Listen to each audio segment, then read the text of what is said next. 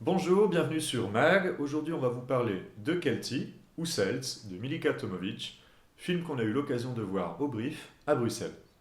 Alors, bienvenue en Serbie en 1993, et là, on est au milieu d'un foyer familial qui va célébrer en fait l'anniversaire de leur petite fille qui a 8 ans.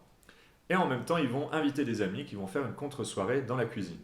Alors très vite, ça va basculer dans des intrigues qui vont s'entremêler entre les personnages qui vont avoir des tensions sexuelles entre eux et évidemment des rivalités qui vont être mises à nu au cours de cette soirée, hein, au fur et à mesure qu'ils vont boire un verre.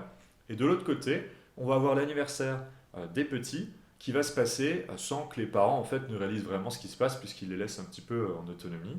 Et là où ce film est assez intéressant, c'est qu'il a fait le choix en fait de filmer tout à l'épaule, donc à hauteur des enfants ou à hauteur des parents, en plan séquence la plupart du temps, pour en fait relater ces histoires.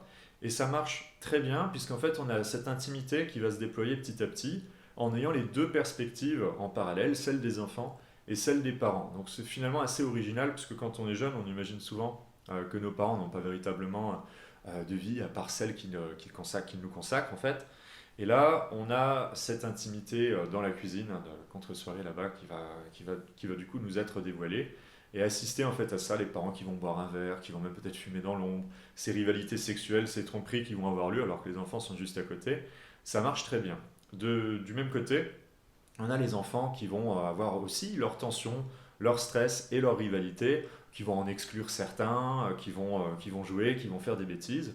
Et c'est du coup très bien mis en avant par cette réalisatrice. On a évidemment aussi tout le contexte historique de l'époque, la fin de l'URSS, des questions sur la révolution, des questions sur l'avenir qui se posent.